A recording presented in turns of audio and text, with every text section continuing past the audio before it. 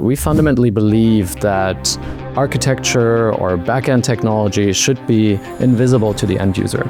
So for example, today, if you go on Netflix, you don't think about, okay, which AWS server am I going to choose for this? Which video encoding algorithm do I use? Which payment methodology am I going to use? But that's kind of the Web3 user experience to date.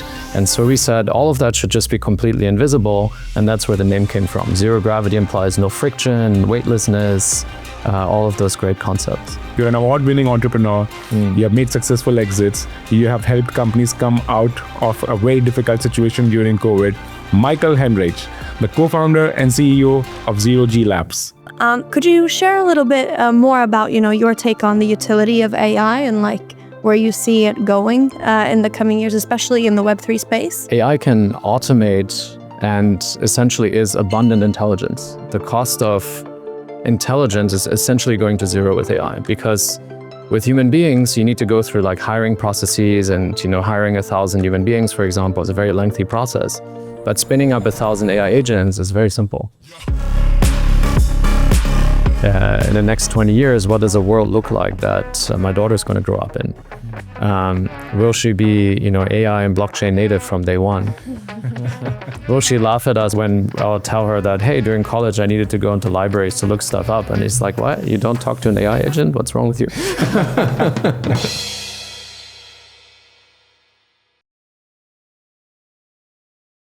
Hello, everybody.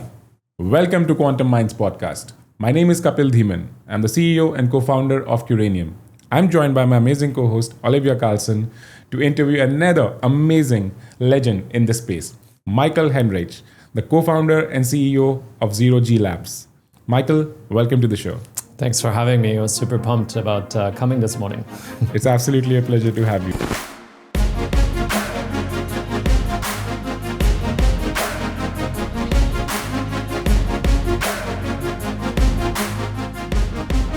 Michael, I purposely did not start by giving a detailed background about you because I don't think I can do justice to it depending on the multiple successes you have had. You're an award-winning entrepreneur. You have made successful exits. You have helped companies come out of a very difficult situation during COVID. So I would like to pass on the mic to you to give a background about yourself, the journey that you have had, please. Yeah, absolutely. For me, it actually started when I moved from Berlin, Germany to Silicon Valley, and I was about 13 at the time. And I was kind of bored in high school, and so I would just show up to my dad's office in Palo Alto, California at SAP Labs. And one day, one of the managers discovered me and basically said, hey, make yourself useful, don't just surf the internet. And I basically asked oh, what should I do? And he said, well, why don't you learn how to program? I'll send you to a bootcamp. I'm like, okay, sounds interesting. 4 weeks later, I was kind of the youngest developer building the early Web2 applications for employee self-service applications. And I had a blast. It was super fun. I figured out I love building things. I love helping people with certain problems. And so that was just really fulfilling. And so that was my initial journey into technology. So I was kind of just happened to be at the right place at the right time. And from there, then proceeded to work for Microsoft as well as a technical product manager, and then proceeded more and more into the business side. After college, I worked for Bain & Company, so worked with Fortune 500 companies in the finance and tech side. Built a large kind of strategy around Intel's manufacturing strategy as well. So that was super fun as a project, for example. After that, moved into the TradFi space at Bridgewater Associates, spent some time there.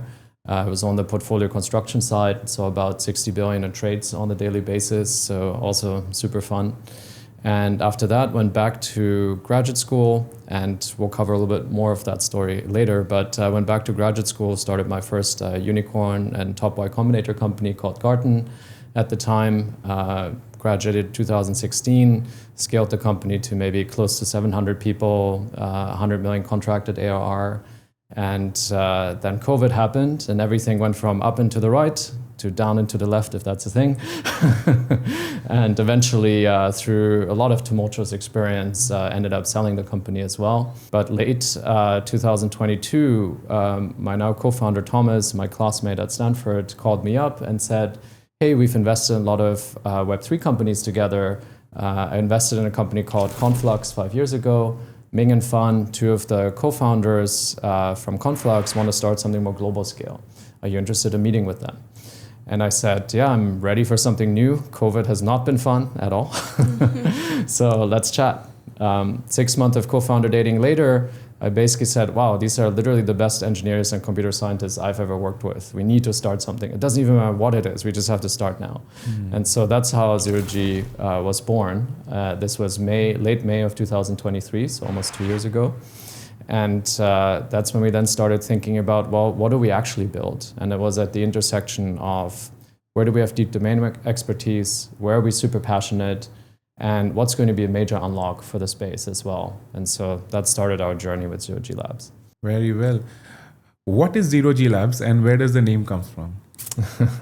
So ZeroG Labs, we're building the largest AI layer 1 ecosystem.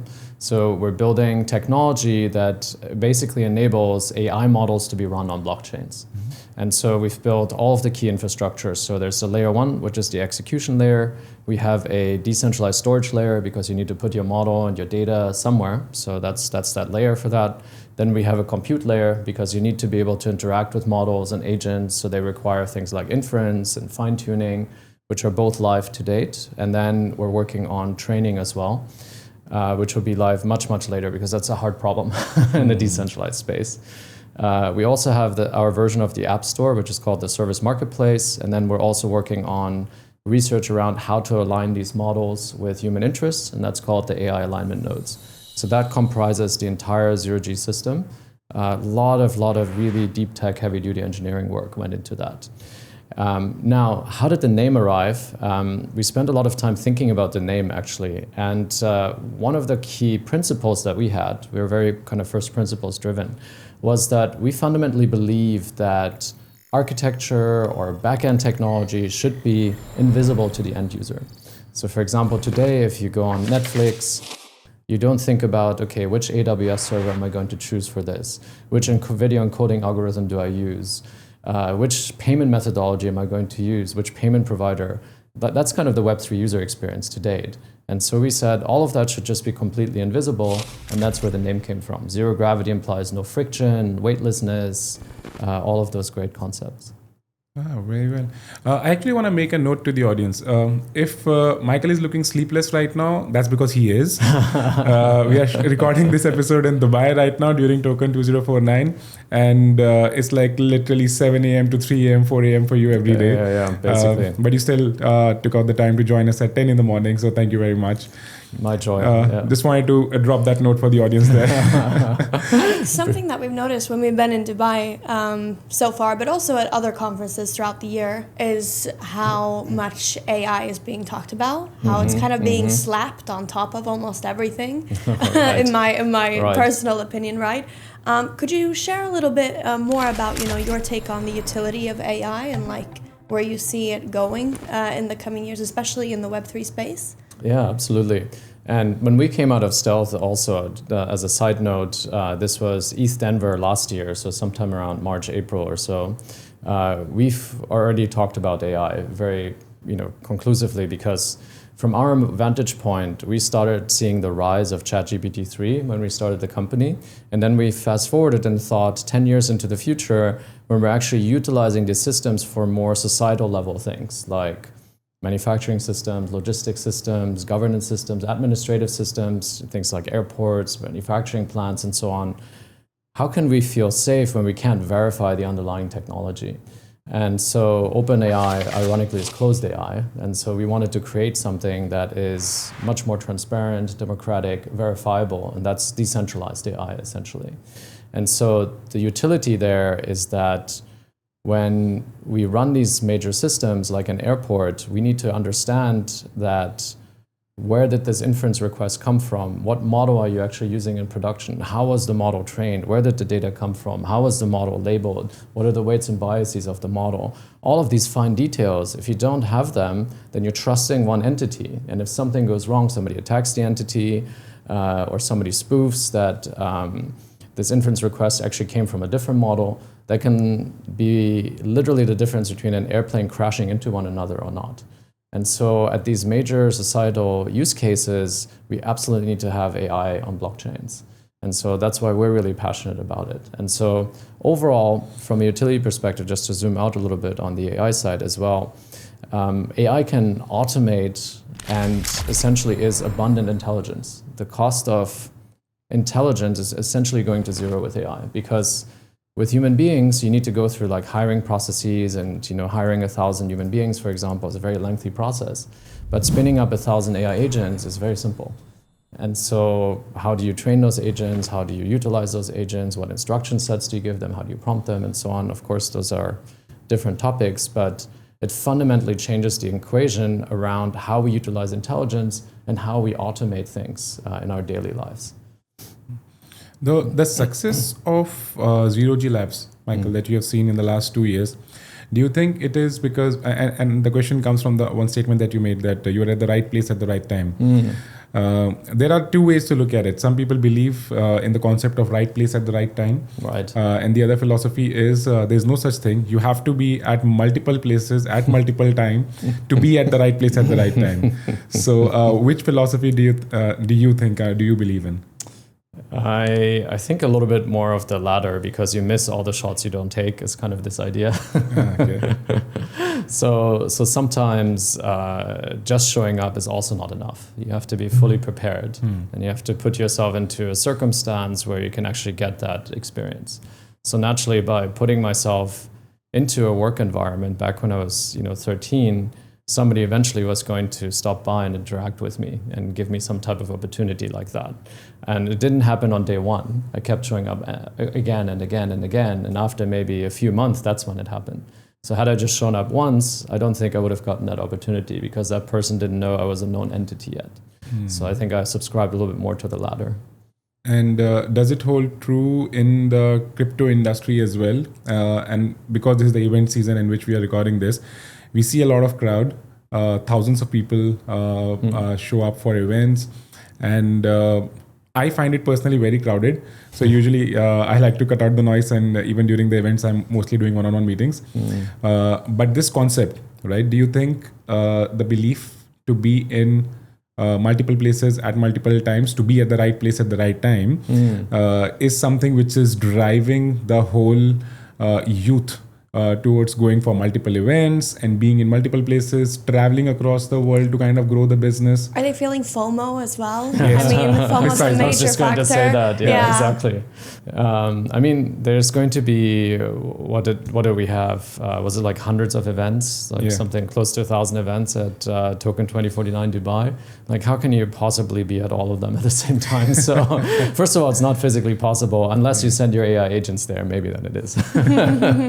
If everything happens virtually, maybe that's a possibility. But I think fundamentally it then comes down to what is most aligned with who you are as a person, and what are the types of opportunities that you're looking for. And so for us, or for me specifically, speaking at events, it's sometimes hard to tell initially going into it, well, what is the return on investment going to be? And we're going to be speaking here, and I have no idea who I will meet, and there's some serendipity to it. But just time and time again, I've just ended up meeting the right person. Maybe a year ago at East Denver there, I met a bunch of investors that ended up then coming into the round, for example, and I got really excited about ZeroG Labs. And so that helped with that. Now it's more about building an ecosystem. So I met a great gaming company, for example, after one of my panels that looks super promising, can deploy on our chain. And so there's something to be said about the sense of serendipity and attracting the right people to one, as long as one's fully aligned with kind of the key purpose. How do you maintain that alignment? I'm just thinking if your schedule is super packed and you have a million things that you're thinking about as you're leading and moving forward, lots of people influencing you and nudging you in different directions. How do you personally stay aligned with your purpose? Yeah, despite kind of working a lot, I believe fundamentally in intense work and then also intense rest. And that intense rest is essentially my commitment to making well-being a non-negotiable. And there's a few pillars of that. There is sleep. There is, although I've been sacrificing a little bit this week, but generally sleep is quite important, 7 to 8 hours a night, clean food, kind of daily exercise, or at least every other day have some type of exercise.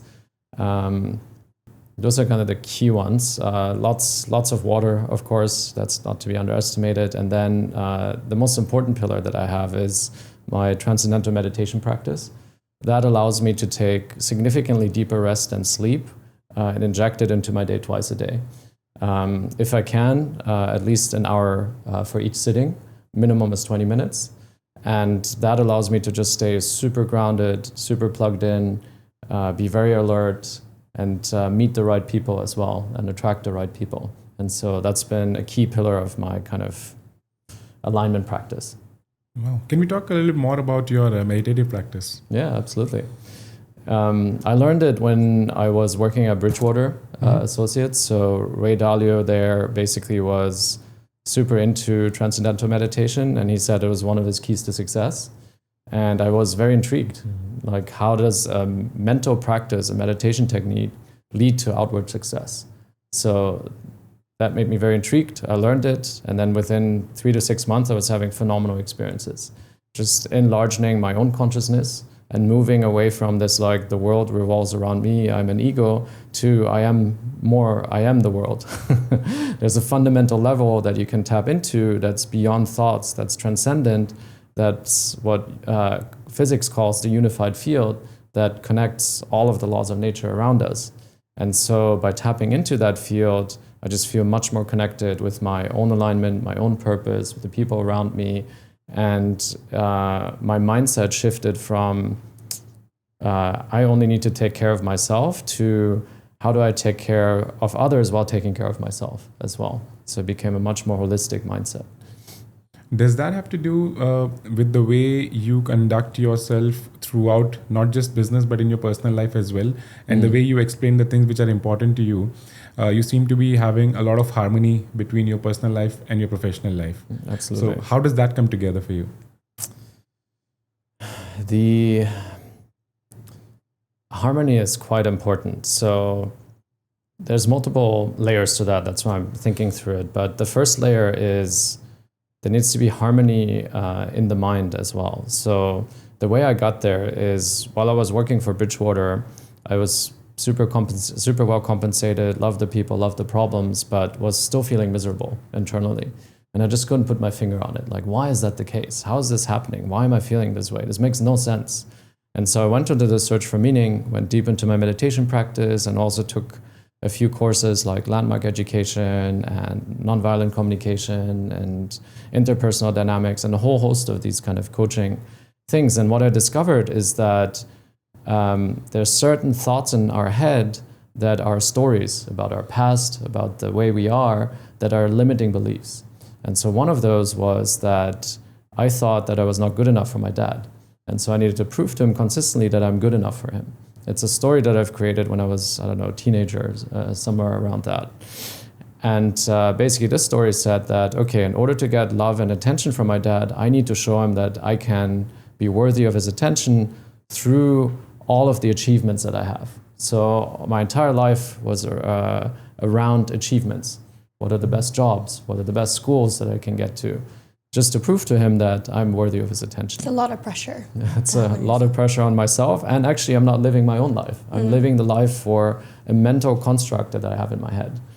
When I found that out, I basically called my dad and I said, hey, I've had this story. Sorry, I love you. And let's redesign our relationship. And it completely changed our relationship. And at that point, I also started realizing I can build the life that I want.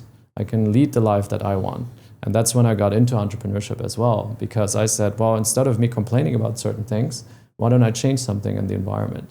And so that core insight led to me then building something to improve other people's lives and me becoming a mission-driven entrepreneur.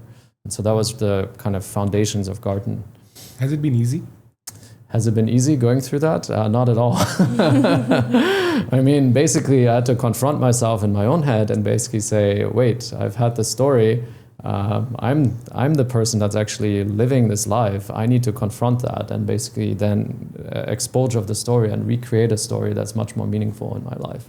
And so that part is super hard initially, just confronting that because it's much easier to blame things on circumstances, blame things on, my parents, blame things on, I don't have this, or this person treated me this way, I didn't have this growing up, versus saying, well, actually, I'm the master of my own life. I should be taking care of my own life. And so that realization in and of itself, that was already quite hard. But then once I crossed it, all of a sudden things became much easier. And so, yeah. It sounds like a lot of these insights are coming from within, Yes. Through a lot of deep contemplation or maybe just meditation and clearing out the mind and space for things to kind of flow in, and that awareness deepening. But would you say that you've had any external influence as well that have kind of guided you to these realizations and to your awakening, I suppose? External influences, through the kind of meditation practices and the courses that I've taken, I've definitely gained insight just by listening to, so the person that founded TM, for example, is called Maharishi Mahesh Yogi, and listening to some of his lectures, of course, I gained a lot of insight. Like his whole message is that the universe fundamentally is love, and every human being is born to live higher states of consciousness. And so that's a very beautiful message, because he's basically talking about a state of the world where everybody can enjoy blissfulness in their life.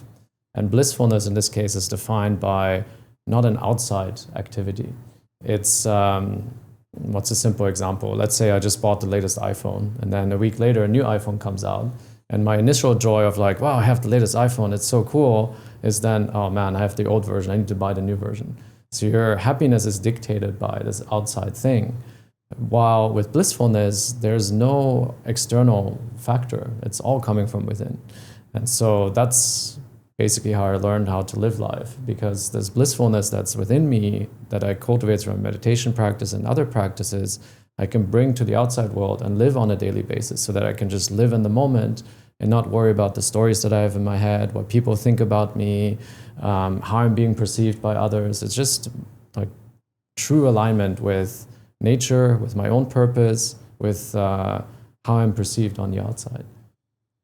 Would you say, Michael, this thought process has come to surface, and this is going to be a difficult question, so to say, I acknowledge that.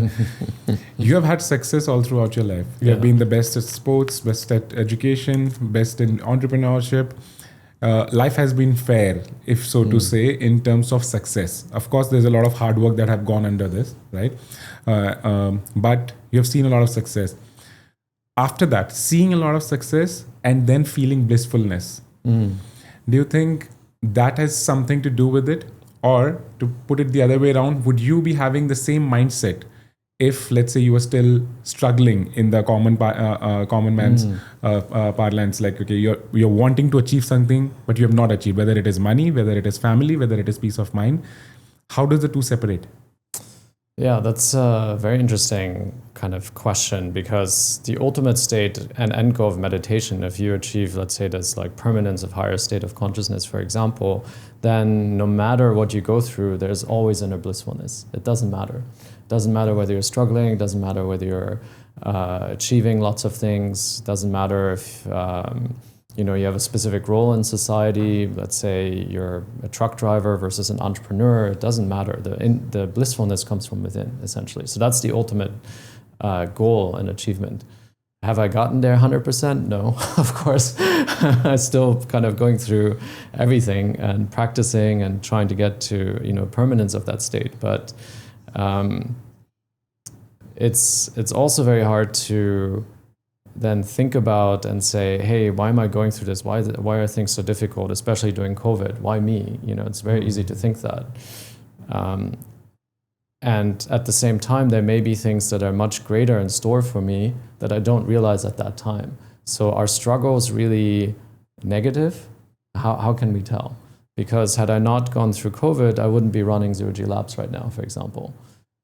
So I was being prepared for some greater purpose. And so that's how I started then looking at things and that journey over time. So achievements are great, But even when I was getting the achievements and the success, I wasn't feeling happy about them because I was thinking about the next achievement. Because there was never an end to the achievements, because I always had to produce achievement in my mind to consistently prove to my dad that I'm good enough for him. Wow. So it was kind of this lie I was telling myself, basically. It was just saying, like, actually, that doesn't matter at all. It's all from within. So yeah, it was a bit of a journey from that, not feeling satisfied with achievements, to now having all this bliss within, and then achievements come, struggles come, but I take them all in the similar vein. The same it's all mindset. a net gain kind of a thing, in Yeah, a way. exactly. It's kind of an even-keeledness in a way about them. And then just enjoying whatever the process brings. Very interesting. Yeah. And would you say that there's a piece of advice that you've ever received that's really shaped you? There's, obviously a lot of internal wisdom there that's been acquired through, I'm sure, deep meditation, but also looking into the past and understanding how it shapes us. But is there any advice that has shaped you in a fundamental way? There's different aspects. I think there's obviously advice on the business side. There's advice on the more spiritual side. So I've had many, many pieces of advice over time.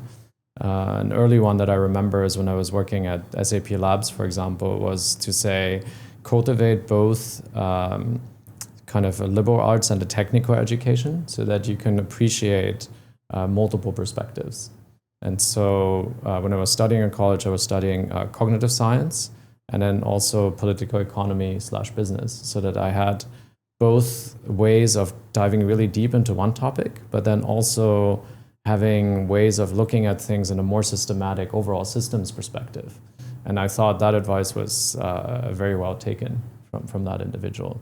So it starts with, and I don't know if that person, which was my manager at the time, realized that it would be such an impactful advice on me at the time, but really thank him for that. When we hear you today, Michael, literally in my head, it's like a canvas being painted. Your life has been, there's so many aspects towards your life. It's like literally a painting which is getting created. It's so colorful. And at the same time, there's so much depth to it. It looks colorful, but there are struggles that you have done and the decisions that you have taken in your life, which has brought the colors to this painting. That's immense, right? And that drives a curiosity in my mind that, how do you see the next steps in your life? What's next? Do you plan your life or you let it flow?